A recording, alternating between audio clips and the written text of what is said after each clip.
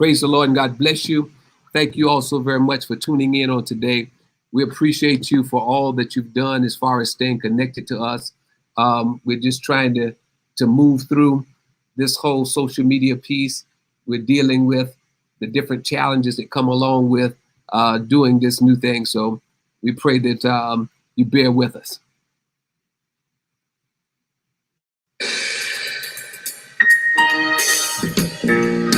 Do know there's no greater name throughout the entire world whereby man shall be saved than the name of Jesus Christ.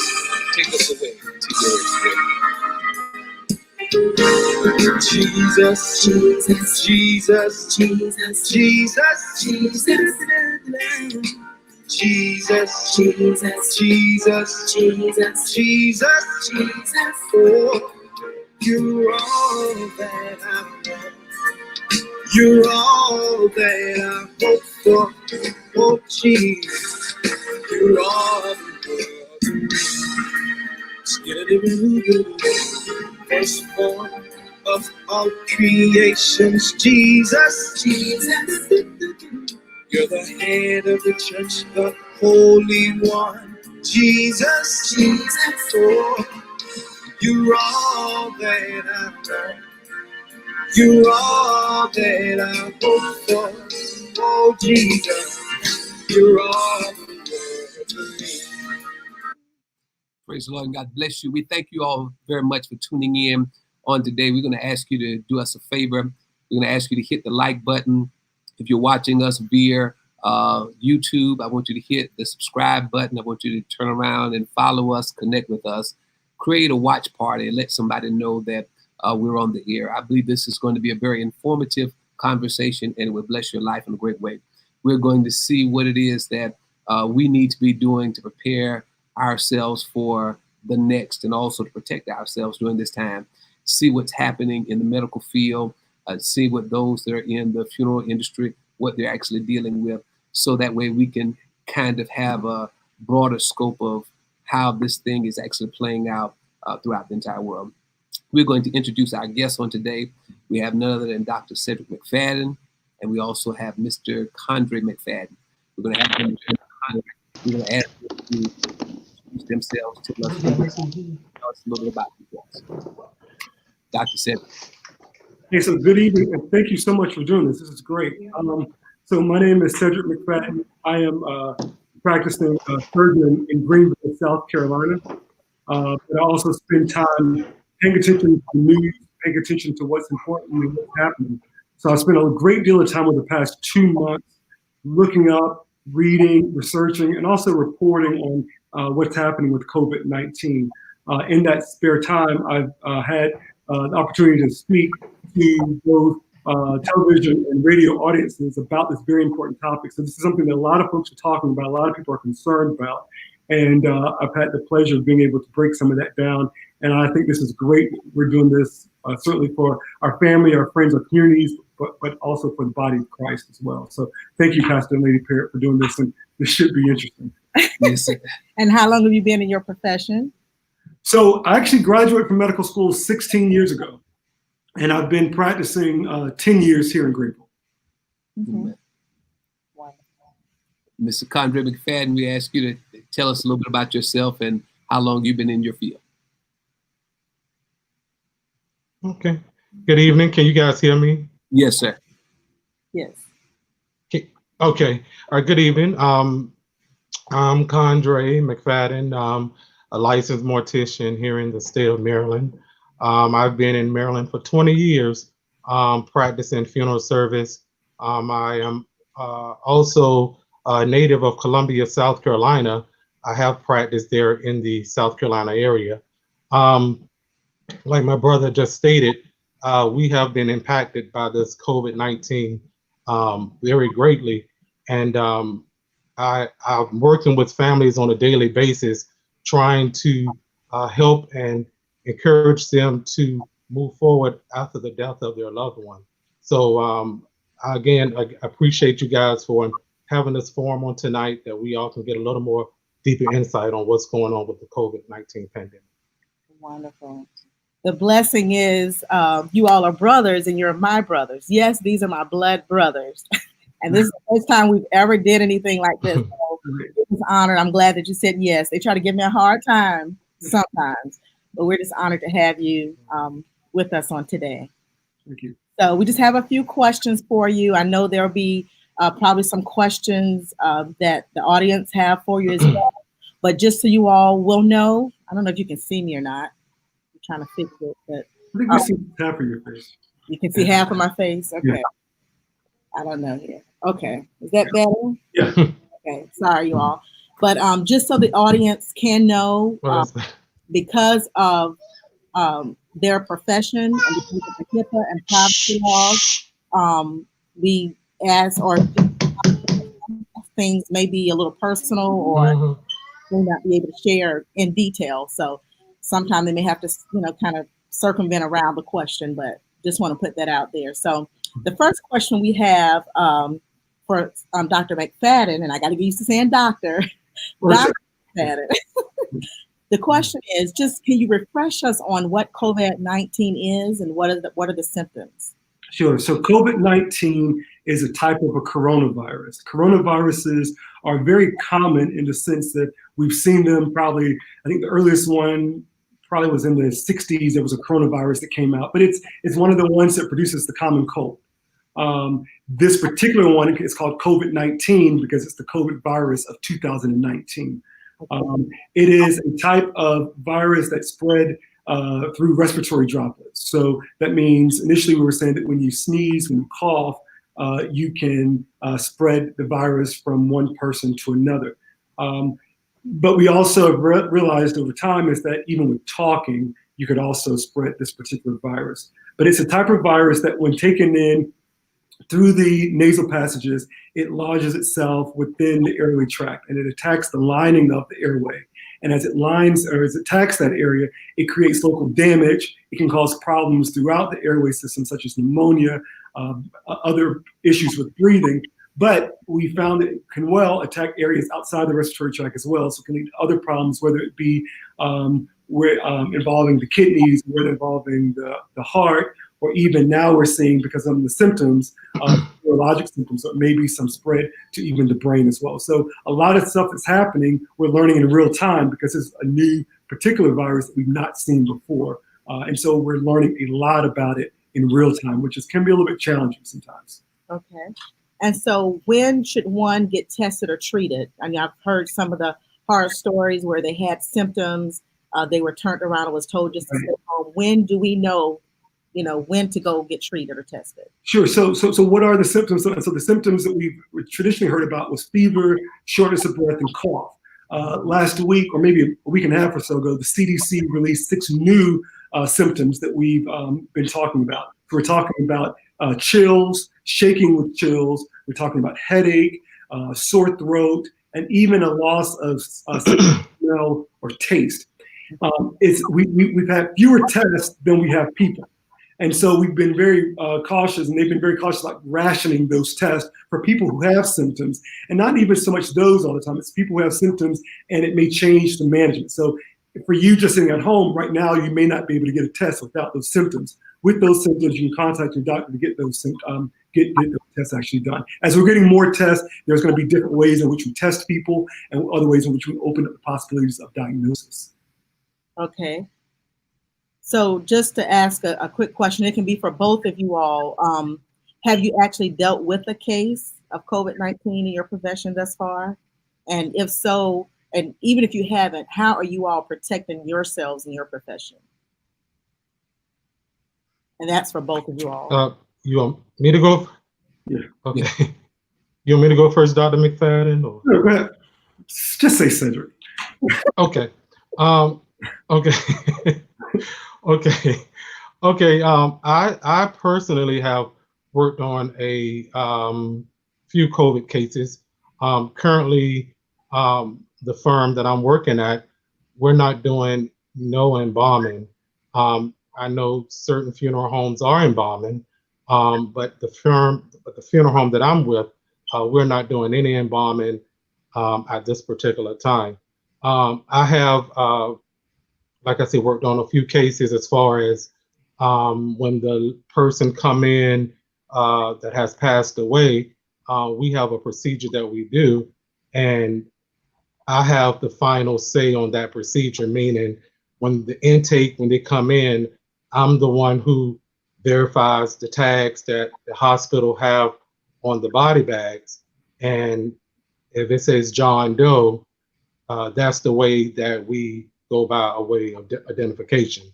So I have worked with, I would say, over 30 cases since this virus came into existence here in Maryland. It's different, but we're getting through it so far. Go ahead, Sid. I was going to say, so our institutions had several of these cases in one way or another in one of our facilities.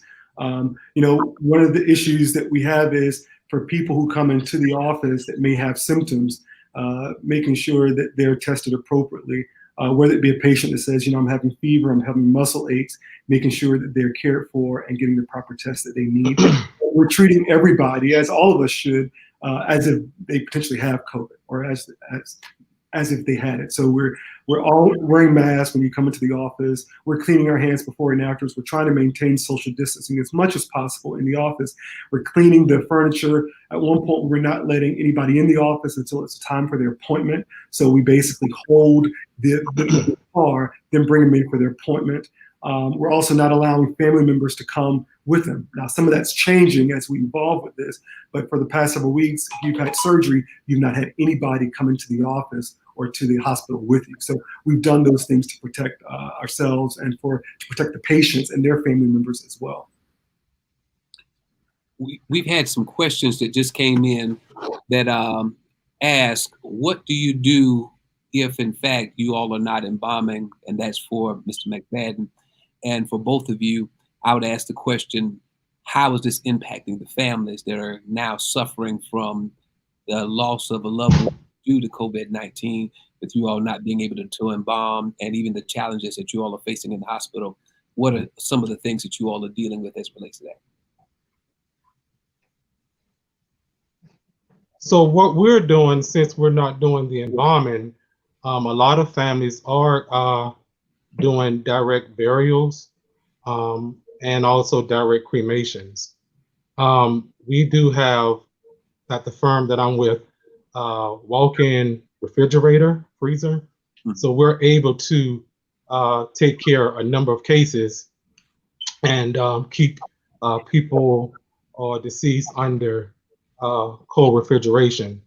One thing that I will say is a lot of people are being affected by not only when they're in the hospital, also at death, because there's an isolation period where, I don't know if Dr. McFadden knows this, but visitors can't go into the hospital when their loved ones are there under COVID reasons. So when a person passes away, family members are not allowed to see them at this particular time because of the infection. And right now we don't know how this has been spreaded.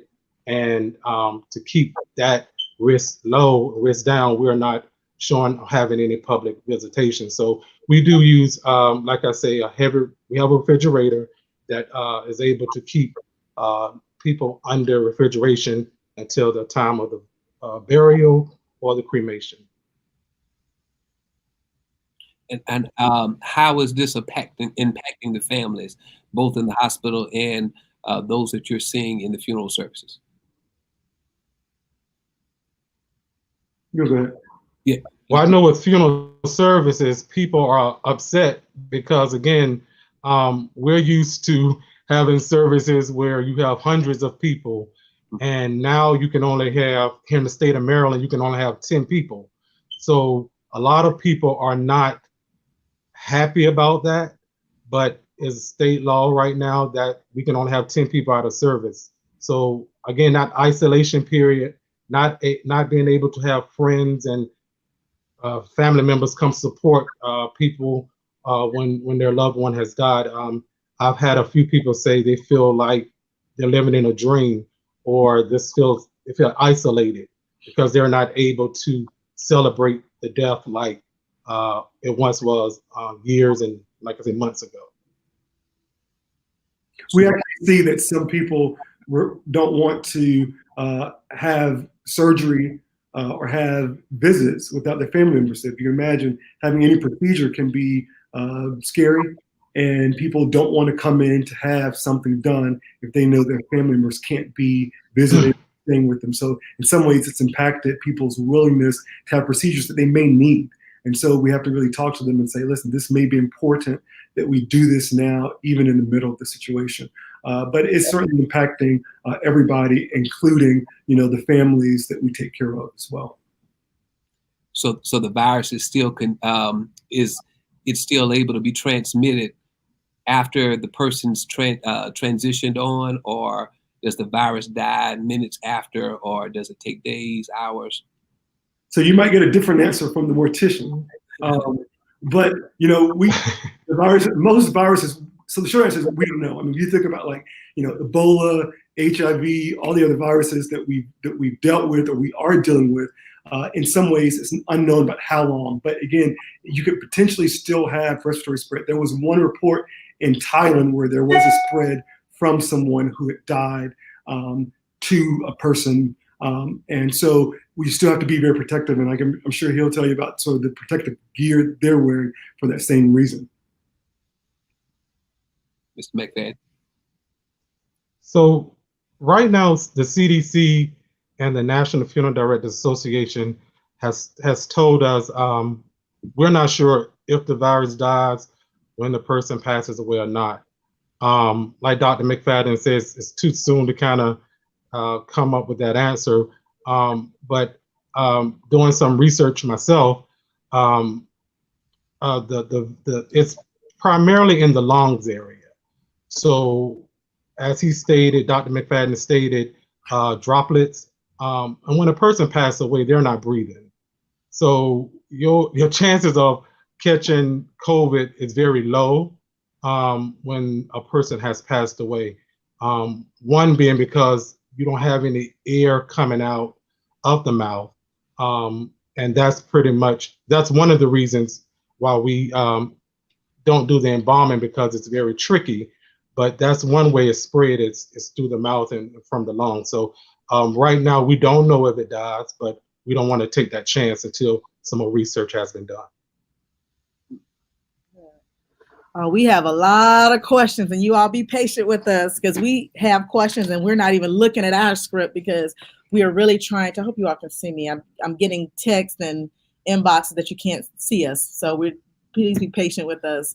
But we have several questions are asking about. One of them is what is the reason for not the embalming? And if the body is not being embalmed, what is done with it?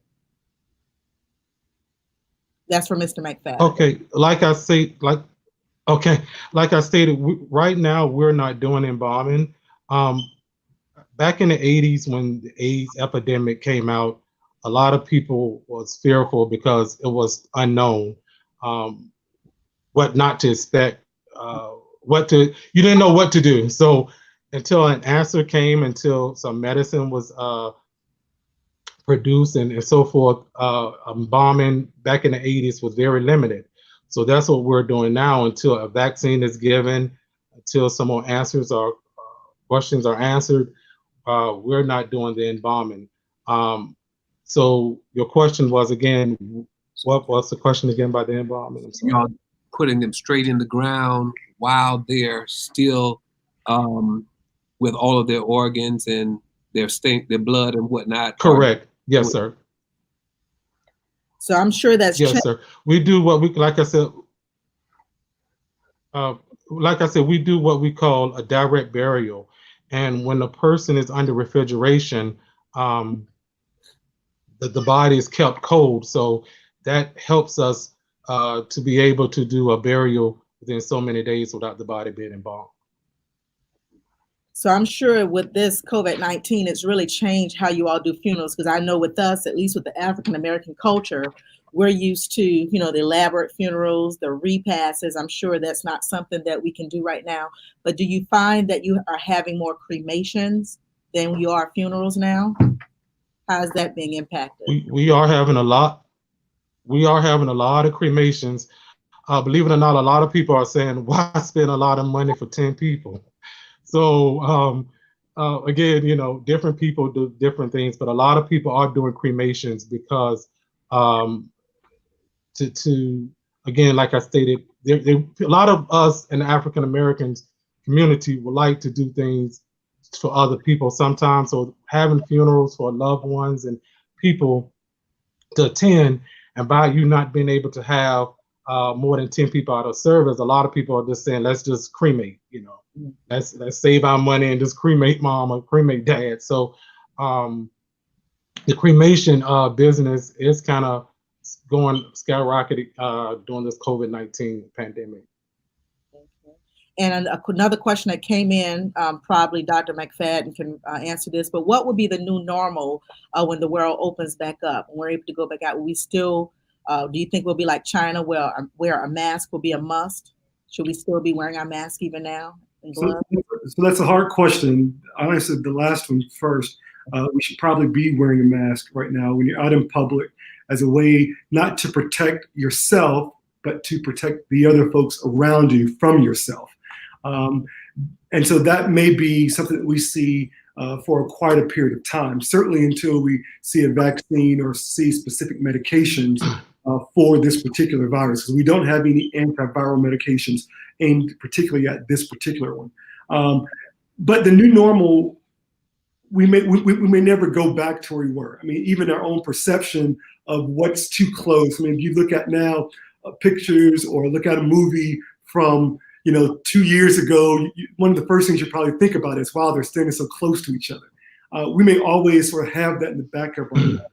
But I think certainly until we get good medication, till we get a vaccine, I mean, even the way we think about, football games or think about, going to the movies or even church, our perception or our thought about what that looks like is probably going to be very similar to what we see now until we get that medication, till we get those vaccines that may help us create further dents in this particular pandemic.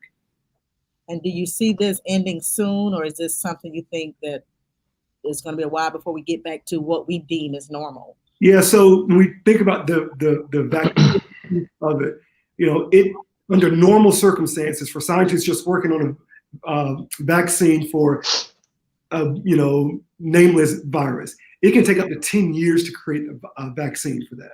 They are expediting that tremendously right now, throwing a lot of resources. There's a lot of competition about who can get the best vaccine, how soon they can get it. But in order to get a vaccine to come out, you have to first prove it works. You have to prove that it's safe and that it's effective. You have to know the side effects of that. What's it going to produce? And so there's lots of tests being done right now on people, and as those human trials have begun. So, a lot of the theories say, by the end of the year, will we have a vaccine? Will it be next year? Those are questions we don't have the answer to. But let me tell you, there are a lot of smart people all around this world working on that very solution right now. A lot of smart people working on that. Question, is it very likely that a number of people that are walking around could be asymptomatic, where, like you were saying, they could pass it on and then themselves not get it? Or Sure. there are people that have it and gone through the process, but because they didn't have some of the symptoms that other people had, Right. they kind of got over it. So that's quite possible. I mean, you often hear folks that say, well, I was really sick in January, had exactly everything, but no one was talking about COVID. Could I have had it? That's a good question. And so that's why that antibody test that you may be hearing about is important, because it can look at your blood to see whether or not your body has formed antibodies, or has your body already fought this particular. So that's something that we're going to see more of, I think, as we move forward. But I think the bigger question then becomes, what do you do with that information? Does it mean that you now are immune to it? Like some infections, once you've had it, it's less likely that you'll get the same infection. Well, we don't really know, number one, how strong that immunity is to this one. So if you've gotten over COVID-19, we don't know whether or not your immunity is going to last X days or Y days. And we also don't know how strong that immunity is going to be. And why some folks are concerned about there being a second peak, or what happens in the fall when the flu season starts up again. So again, real-time questions for real-time problems. Another question, and this is for the both of you all. While you all are in the hospital, in the funeral homes, do you all use, or do you ascribe to using the UV ozone types of lights as a sanitation kind of process, or is there something else that you all use to help kill the virus or viruses that may be around? So I know the hospital has very strict and governmental regulated pathways to sterilize equipment and surfaces. The UV light is one of the things that people have been talking about, especially in protecting themselves. But when we're talking about equipment, there are lots of processes with heat and different chemicals that are used to clean surfaces and to sterilize equipment that we use. How about you all, Mr. McFadden? At this particular time, we do not have the UV lights. We are talking about getting those lights, but again, we're just waiting for a little more information on this vaccine and different things before we go out to purchase the UV lights. Like Dr. McFadden said, we have different solutions and different things that we have to use to disinfect our preparation area so that the virus has a low transmission of being spread. But I would caution just on that line, I don't want anybody to leave from this thinking they need to now go sit under UV lights to now treat or prevent them from getting infection, because that can be dangerous for you. So that is not the recommendation for anyone to use any UV light for personal body use. This is a question as it relates to the young people. Then I'll let my wife ask a few more questions as well. But some of the young people are concerned because they said the schools have ended for this year. Do you foresee it being possible with the social distancing that we may have to continue with, and the sanitation processes that we have to go through, that they'll be able to go back to school having some level of normalcy early next year? Even if they're able to go back into the classrooms, will they be able to participate in like extracurricular activities where maybe there'll be some kind of contact, or they'll be in close proximity to one another? There are a lot of meetings right now happening about that very topic, about, can they do after school activities? Can they eat in the cafeteria, or do they have to just eat in their classroom? These are questions that I've just read about today, about people trying to find the answer to. They're still concerned about the closeness and the number of, just think about even being on a school bus, how close the students have to sit in these spaces. And are schools capable of providing that social distance even in the classroom? Can they really spread 6 feet apart? Again, until there are good medications and really effective vaccines, that will still likely be an issue. And so whether or not the school district, one of the things they've been reporting about is whether or not they will offer staggered scheduling, whether they offer different ways in which to get the work done. Maybe they're limited activities, or maybe they rethink what those activities look like, perhaps more online. I think it's going to really depend on when those vaccines and when those medications are available, which again, it may not be by the fall. Yeah. Y'all, we have a lot of questions, and we appreciate you all for chiming in and asking your questions. Condrey, Mr. McFadden, question for you regarding funeral services at the burial site. I know, there are standards or criteria where only 10 people can attend a funeral. At least that's what I've heard. I hadn't attended one. But one of the questions is, can more people attend if the burial was, or if the funeral was like at a burial site?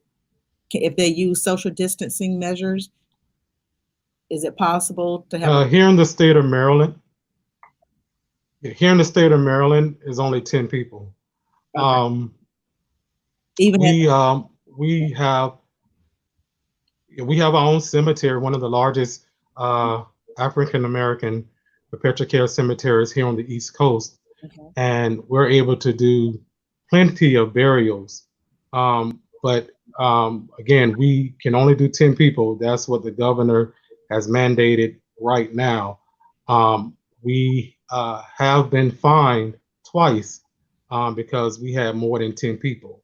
So you have people now that are watching us, and they will call the the marshals and the fire department. That's who gave us our warnings. But it's only 10 people right now until the governor lifts that social distance and will allow more than 10 people. We're only doing 10 people, and we're really sticking by the books on that. Okay.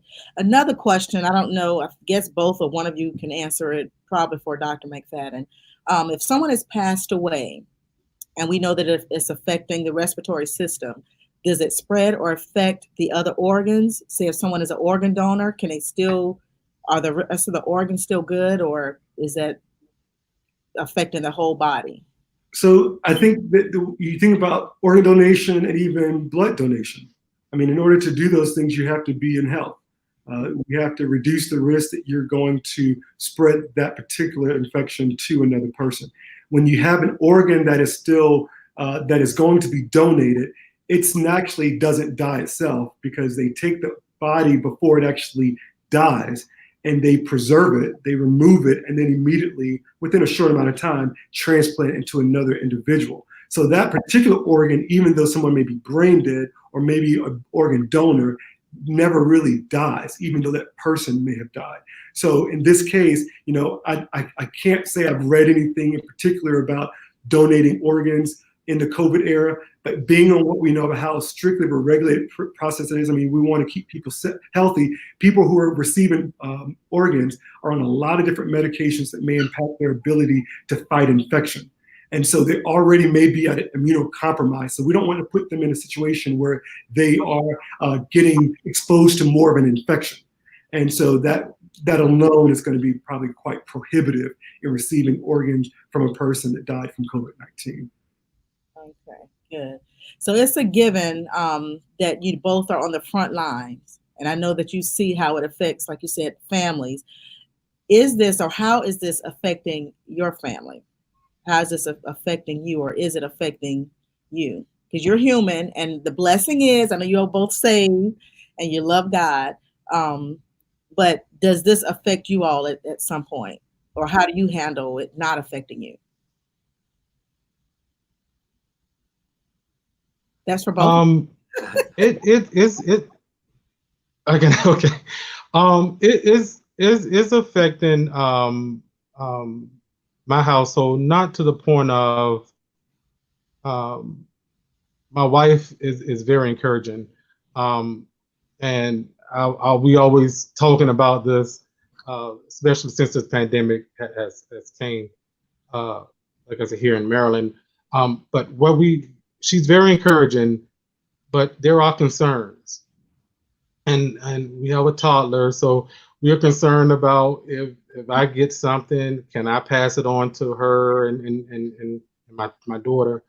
But I use all measures. I use all measures so that when I come home, she feels safe. Okay. So it's affecting us because there are questions. It's the unknown. Don't know what to expect. Don't know how it's spreaded. But again, this understanding where she's coming from, there are concerns that she have, and so sometimes her not knowing and me trying to explain what's going on can sometimes be a little challenging. Dr. McFadden. So I think it certainly affects you. I mean, it affects you, sort of your awareness of the people you interact with. I mean, just walking into a setting where there are people that are sick, it does raise your awareness of what are you doing to make sure that you're being careful? So making sure you're wearing your mask, making sure you're wearing your gloves, making sure you're cleaning your hands. And again, that's just not for people in the hospital or people that are in the funeral. That's all of us. You know, when we go out, we should be having those same types of concerns. We should treat everybody in some ways as if, you know, could we be interacting in that regard?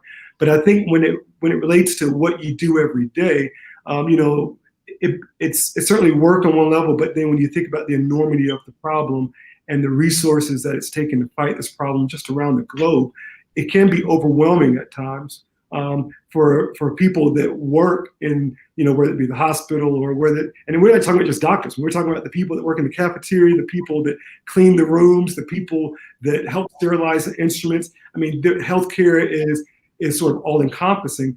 They're still going to work every day, and they're interacting with people that may potentially make them sick. Right.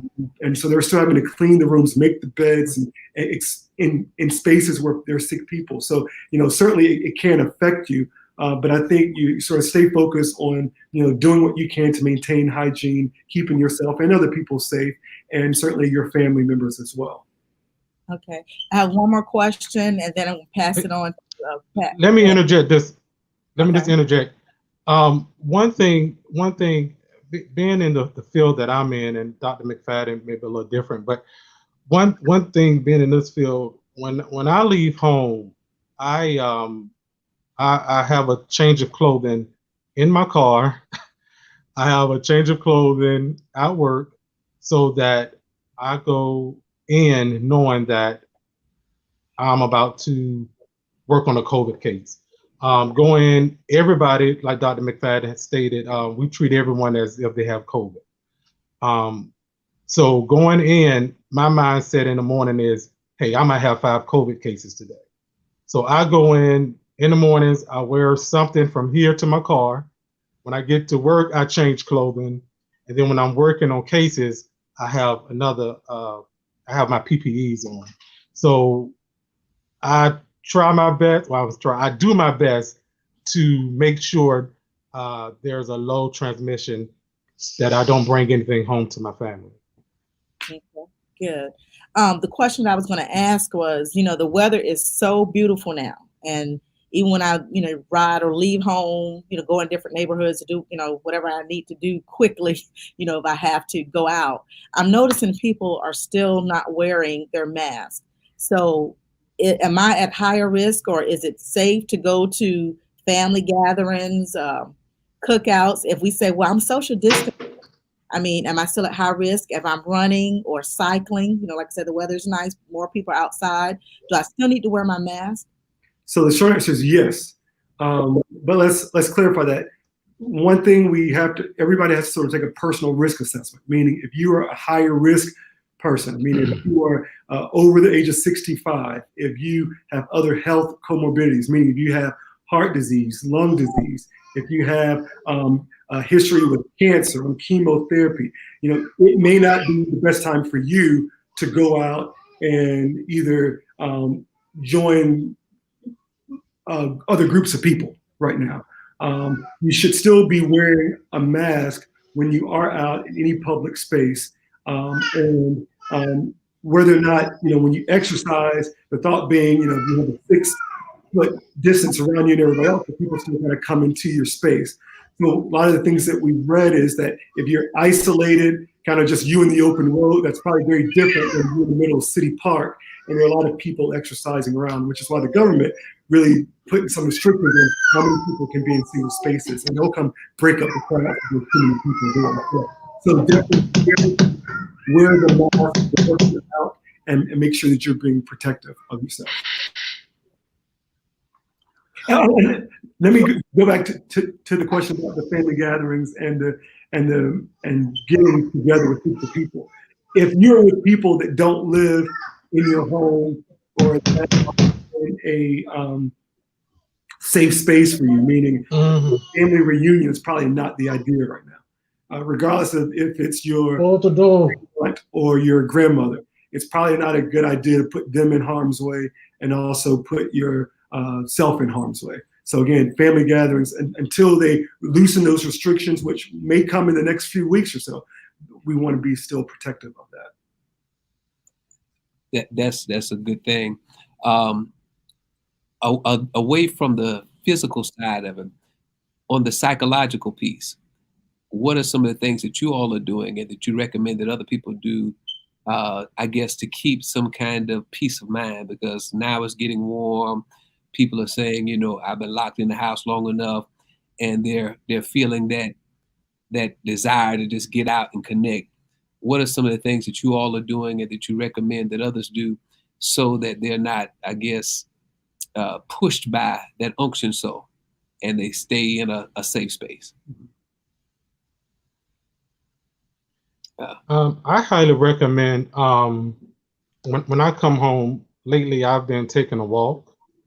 So taking a walk around your neighborhood is one way of kind of having some downtime. Also, I recommend doing some form of exercising, maybe bike riding, do things with your family. You can't do too much. I know in the state of Maryland, we still have the restriction of no restaurants or anything open, but just spend some quality time with your family. And that's what we've been doing for the last couple of months. So I highly recommend doing something as far as exercising or kind of doing something on the outside with your family. Dr. McFadden. Yeah, I agree with the exercise bit wholeheartedly. I mean, you know, the problem is we all sit in and we don't move and we continue to be sedentary. That's not good for our health. So yes, I'm a big proponent. And so I still get exercise in. I run. So I've still been running. And actually, I bought a 2,000-piece jigsaw puzzle. So I've been working on that. And that's just kind of mental, just escapism, just from kind of thinking about day in and day out things going on. That's a good thing, because so many people are now just overwhelmed watching the news and watching the media, keeping up with all the different things that are happening, the new research that's coming out about COVID-19. So it's putting them in, I guess, a little psychological funk. So them exercising, doing things could be a thing. So those are great tools. We have a question here from one of the individuals. They asked a question. They said their husband, they are essential worker like you all are, and they're constantly staying in hotels. They're in and out. Is it safe for them to be staying in hotels and eating at restaurants, fast food, that kind of thing right now with all of this taking place? So I'd be surprised if, number one, they're being able to eat in any of these restaurants. I mean, I guess it depends on where they're traveling to. But I think most places, I mean, even like the corporations, whether it be, you know, some of the larger fast food places, a lot of them have instituted sort of only carry out only or drive-through services. So that may not be a big issue. And I think it depends on where you're staying and what you, I mean, like the facilities, some of the hotels, they're instituting certain standards about their check-in process. So it's a hard question to answer, and should you be worried about it? I think you have to be very careful about it, just like we all have to be, in kind of where we're going, how we're eating, and making sure that you're still maintaining that safe space, especially when you are traveling, whether it be on an airplane, whether or not they're, you know, some airlines have decided how they sit their passengers. How close are they sitting? Are they skipping rows? What that check-in process is. So I guess it depends on where you're traveling and how you're traveling, what you're doing when you get there, to answer kind of should you be worried. But yeah, I think you should be, I don't think you should be worried. I think you should just be safe and prepared and do everything that you can to keep clean hands, the basics, come back to that every time, regardless of where you are. So would you recommend taking a flight on an airplane right now, being that you're in the air for an hour, 2 hours or longer, depending on where you're going, and you're breathing in the recycled air? So the recommendations have been to avoid unessential travel. So if it's your job, that's likely essential. If it's, you know, something else, life or death, that's probably essential. But this is not the time to take just a vacation, because number one, you may not get to do much when you get there. But again, to avoid unnecessary travel. And if you have to travel for work, clearly you have to travel for work. And so, you know, use all safety precautions, wear your mask in the airport, take your hand sanitizer, and really practice those basic things. Okay. I have a question for Dr. I'm just saying, No, go ahead. I was just going to state I'm ready for this to get over so we can take a vacation. I think we all are. I am so ready. Yes, I am so ready.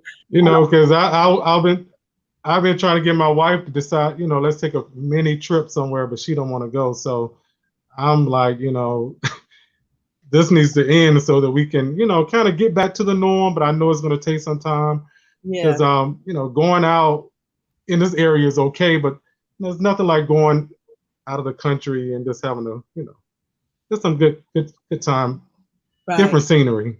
Right. That's what I was gonna say too. Listen to Dr. McFadden. He said, you know, stay put right now, which leads me to the question. One of the questions I was going to ask: is it safe, or do you feel it's too soon to actually open up the city?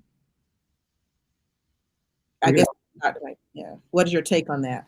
So that's a question based on regions. I mean, different cities are going to respond very differently because they have different factors involved. There's not going to be a single answer that's going to answer that question across the country and even across the state, because we're taking all those regional pieces into consideration. So that's I think the recommendations from the CDC was that we'd see a decrease in cases over a 2-week period as we start relaxing the restrictions. And so we're looking at that and seeing how those numbers are decreasing, or that's the hope that we're seeing those numbers decrease as we relax and kind of expand out a little bit more. And I remember you saying that sometimes vaccines can take years, and it seemed like I heard in the media that they were looking at that. Do you think there will be a vaccine in time for schools and colleges to open up back in September? So the fall, that would be a little bit ambitious, but I mean, as I said earlier, there are a lot of smart people all over the world working on this, and you can probably see reports from the competition that's out and the number of people that are thinking, you know, could it be the end of the year? Could it be the first of next year? That's a hard question to answer right now, but a lot of people are working on that. Okay. And I know all of us are getting creative as far as eating and coming up with different dishes, but, you know, some, you know, still want to go grab a bite to eat through the drive-through. Is that still safe to eat, you know, fast food or, you know, curbside service? Yeah, I mean, I think that's still safe. There's not been any reported transmission through food. And so those things are fine to actually still have. Some people would say when they get the food home, you know, they want to take it out of the package and put it on their own serving plate, making sure you're washing your hands before you eat and as you're handling those packages. And so those things are still fine to do. Okay. And another question while I'm talking to you, and then Mr. McFadden, I have something for you. But the question is, as a healthcare worker, you know, some of the healthcare workers are still using the appropriate PPE, and healthcare, they're still getting COVID-19. So is there a particular way to the general public? Is there a way that they should wear their protection to protect themselves when in their community? Is there something different if we're still, you know, protecting ourselves and we're still getting it? What do we need to do different? Is that directed to him? That's to you. Oh, to me. So the question is, do we need to be doing something different to protect ourselves? Right. Because you see a lot of healthcare workers, they're doing everything they know to do. They're wearing the protective gear.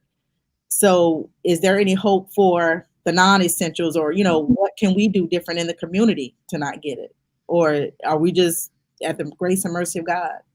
So we're getting this through respiratory droplets, through touching infected surfaces, bringing our hands close to our face and our mouth. So, I mean, look at how many times we adjust glasses or we rub our chin. I mean, there are things that obviously you do unconsciously, but again, the things that you can do: wash your hands, don't touch your face. You know, if you cough or sneeze, use a tissue. Use, you know, those basic things that comes down to it. But also being protective of who we are around and kind of what places and positions we put ourselves in. If you're sick, stay at home. Stay away from folks that are sick. I mean, those are things that you can do, even just being a non-essential employee. Okay. A question for Mr. McFadden as it relates to funeral services. What is the process, you know, being if someone passes away? Are they able to make funeral arrangements? Do they come to the funeral home, or is it something they do online now? Are they, you know, families still able to use limousine cars? How does that work? Currently, we have arrangements you can do via internet. Also, when it comes to if a family insists on coming in to the funeral home to make arrangements, we only allow 2 decision makers. Not everybody can come in to make arrangements. Okay. So we only allow 2 decision makers to come into the funeral home to make arrangements for their loved one. We're now offering webcasting where people can watch. They're in Alabama and they wanted to see a service here in Maryland. They can go on our website and see a service that way. We also have now, which we just started a few weeks ago, window viewing, where we place someone in a window at the funeral home, and you're able to come by the funeral home and view by way of a window. So these are all things that we're doing right now to kind of slow the spread of the transmission and not having so many people in the building at one time. Okay. And we just have we had another question just popped up. And I think you said No, go ahead. Yeah, the limousine. You said about the limousine. You said a limousine. Yeah. Right now, we still have limousine services, but only 2 people can get in the limousine. So a lot of people are opting out on having a limousine for a service because we can only take 2 people in a 8-passenger limousine. Okay. We have some really good questions that are coming in, and I wish we can answer them all, but I'm going to ask one more question. I'm going to pass it on here, but there's one that says, how long does the virus live on mail, food from the store, and other items that you pick up from the store? So the short answer is it may be a matter of hours to a matter of several days. You can't pinpoint somebody to say it's going to be 2 days versus 4 days, because that may depend on the type of material. If something is porous, like a sponge, it may be very different than something's metal or something's wood. So it may depend on the type of material, type of surface. But I think a general answer that you'll probably see is that it's anywhere from a few hours to a few days. Okay, we're not talking about it lasting 10 days or 2 weeks. It may be a matter of between a few hours and maybe a week or several days. Okay. We had another question just a moment ago that asked if a person was infected with the COVID-19 and it affected them in their brain area, what would some of the side effects be outside of neurological issues? All right. So it's about 36% of these patients will have some of these neurological symptoms. And what are they? A lot of these symptoms are mild. So we're talking about headache. They may have some dizziness. The ones that you hear about, so the loss of taste or the loss of smell, that's also a neurological symptoms. In extreme cases, you can have seizures, hallucinations, and we're seeing a lot of people, not a lot of people, we're seeing more younger people having strokes. And that can produce a wide range of neurological problems that can be long-standing. And so we're seeing that come about. Part of that understanding is the nerves in the nose that help us distinguish types of smells can also become infected. And through those nerves that then travel to the brain, you could have some involvement, and that's why perhaps you can't smell items that you normally would with the particular symptom that we talked about. But those are the neurologic symptoms that we are seeing with the COVID-19. Okay. And we have another question that just came up as well. It says that there are massage therapists and there are special precautions, precautions that they could possibly take to protect themselves as they move back into opening up everything. Like the clients wear masks or check their temperature. What should they be able to do to protect themselves as everything opens back up? So yes, wear a mask. Number 2, most places, including the hospitals, are doing screenings when you come in. Have you traveled outside the state? Have you had any symptoms? And they're checking your temperature when you come into the building. That may be something that you do. But I also advise you to check with the regulatory systems that govern massage therapists to see what those recommendations are specifically. Because again, if they're opening up and if you've gotten the go ahead to proceed, you want to make sure that you're following all those recommendations that they've given you to make sure that you're not in risk of your health or your client's health as well, but still maintain your mask and basic screenings of your clients as they're coming into the door.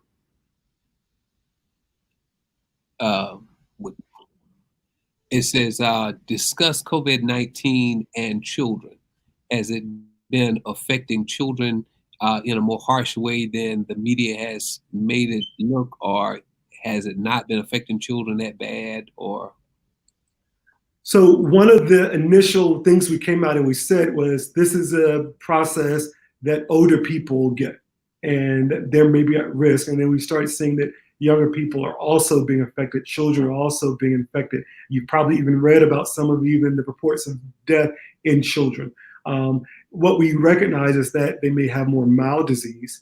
Their symptoms may not be the same as adults. There may be different symptoms in children. One of the ones we've probably read about was the purple toes, or these lesions that can initially start as sort of being this pinkish, reddish color that then kind of change to a purplish color. That's something we're seeing in younger people that we're also not seeing in older people. And also, we're also seeing how younger people deal with the mental stress of it. I mean, we're talking about the physical thing, but younger people handle stress in slightly different ways. They may become more agitated, maybe become more difficult to manage, may become more withdrawn or sleeping more. So we have to make sure we're paying attention to how it's affecting them, even on a psychological standpoint, not just the physical. I have one more question. Then I'm going to turn it back over to my wife, and then we'll probably, I guess, close out and let you all take a break from us. But this is for Mr. McFadden. Wanted to know, even though you said earlier that usually you all are in a safer position than those that are in the medical profession, do you know of any funeral directors or anyone that's in your field that have contracted the virus while serving a family that had a loved one that passed away through it? Currently, not at this time. I do know people that are working in the funeral homes that have loved ones that have been affected, but not any licensed funeral directors or embalmers at this particular time. This is a new disease. This is something new to all of us. And we're learning this day by day. We're taking this day by day. So there's things that we know, things that we don't know.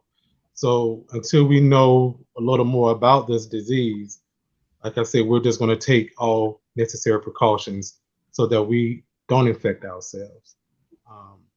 So at this time, I don't know any licensed people that have been affected by it personally. Okay, so we're going to just end right here, maybe with one final question. Just want to know, what would you say to people or families who are worried or concerned, or what can we do as a community to help make your jobs easier? Because I know is affecting everyone. What can we do as a community to help make your jobs, or even other essential workers, even non-essential, all of us have been affected, but what can we do as a community to make your job easier? And what would you say to encourage or someone who's worried or concerned? Let Condrey go. I would say right now, anxiety is high. Everybody's trying to figure this out, trying to understand what's going on. I tell people all the time, especially those that have concerns, is do some research. And not everything that you see on television, that's not always the right answer. So do some research for yourself. Try to get a deeper understanding of what's going on. I believe having some form of knowledge is the key. One thing I tell people also, oh man, my mic keep coming out. One thing I tell people also, get an understanding for yourself. Don't just go by what media is saying. Try to figure this out and try to stay calm, because if you're not careful, fear will take over, and it will get you going. So I tell a lot of people, just stay calm, get understanding, do some research, and most importantly, pray about it. get an understanding and pray and ask God to help you to get a deeper revelation on what's really going on. Dr. McFadden. So in order to kind of make my job easier, or any of your health professionals' job, if you think you're having problems, before you show up at the doctor's office, call first, because there may be things that they need to do to prepare for your arrival. So we don't want you necessarily just to show up at the office with the problem. Call us, because we may need to direct you to a certain room or a type of environment that's going to be more protective for you and also those people that are around you.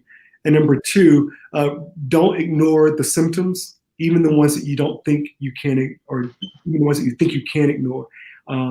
If you're having problems, make sure that you are addressing that with your healthcare provider. And then if you don't have a healthcare provider, most cities, if not all, have free tests. And there's a code, I think that code is maybe COVID-19, that you can use to get the test done free. But you can do online virtual screenings to get the test. But don't ignore symptoms, and don't ignore your other health as well. This is not the time to come off your medications. This is not the time to reinvent the wheel. So continue to do those things that you need to do for your own health, so that you're not getting yourself in a situation that you're worse off even after this. And as always, remember to eat well, and keep moving, exercise, even in this time, because you don't want to create a problem in the long term for something that you did during this quarantine or isolation period. Good. I thank you all so much. Like I said, we still have. And Ms. Parrott. Yes. And make sure you got good life insurance. So true. Yeah. This is the time that you.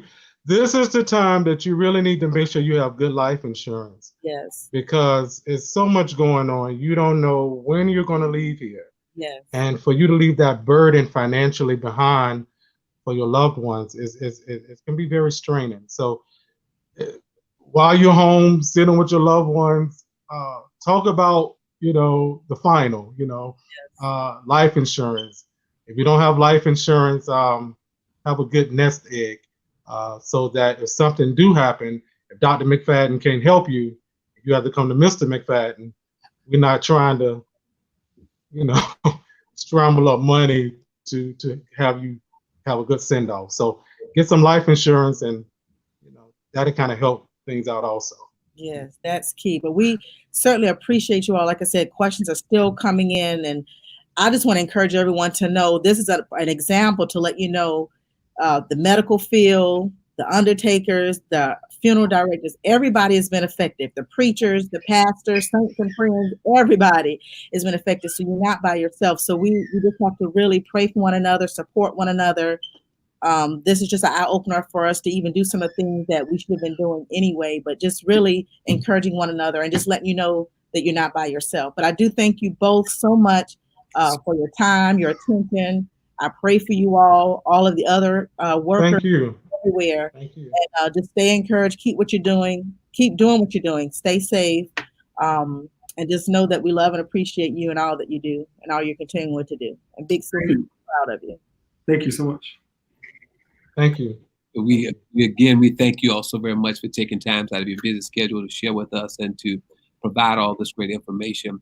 One of the things that I would say before we dismiss is make sure that you talk with your family, not just along the lines of the COVID-19, but just spend time with them during this time, because you never can tell how all of this has been affecting them psychologically. You can be living in the home with individuals, and in their minds, they're thinking about things that they're not articulating to you. And because you're so consumed with what's happening around you in everyday life with your employment, the lack thereof, or even with this whole piece with the COVID-19, you miss the signs and the signals that are coming up, that are cries for help.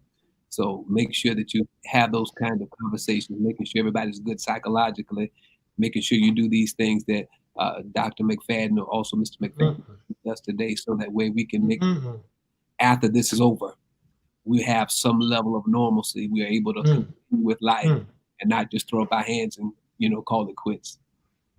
If it'd be okay with you all, I just want to say a quick prayer for you all and then all the essential workers, and then we'll release you all to go back and to spend time with your families and prepare yourselves for your assignments on tomorrow.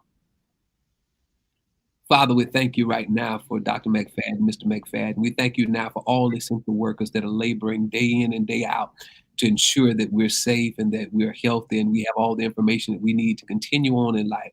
We pray, God, that you keep them shielded and protected from all hurt, harm, and danger, that you dispatch your angels all about them. We pray, God, that you bless them, bless their families, make sure that all of the things that they have need of, they are provided.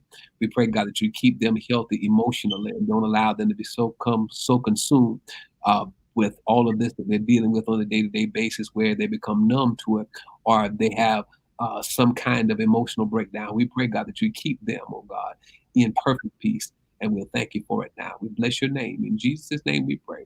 Amen. Amen. Amen. Well, again, we thank you all for tuning in. We appreciate you all for your time and your information. We thank those tuning in by way of live stream. We appreciate your questions. We appreciate your time. We know that you could have been doing anything else, but that you thought it not robbery to hang out with us for a little while. And for that, we're grateful. We just want to let you know that if you like this kind of presentation, if you're on YouTube, hit subscribe. If you're here on Facebook, hit like, share it, tag a friend, so that way they can become as informed as you are. Connect with us, so that way, as we are coming up with ideas of how to navigate through this temporary new normal, we can keep you abreast with all the things that we have going on. Well, until next time, we just want to let you know we love you, we appreciate you, and thank you again. Blessings to you now. You are King of Kings, the light of the world. Jesus. You're the Prince of Peace, Son of God. Jesus. You're all that I want. You're all that I hope for. Oh, Jesus, you are the world to me. You're the Word of God, the bread of life. Jesus, Jesus. You're the Savior of man, great truth of life. Jesus, Jesus. You're all that I want. You're all that I hope for. Oh, Jesus, you're all the world to me. Thank you all. God bless you.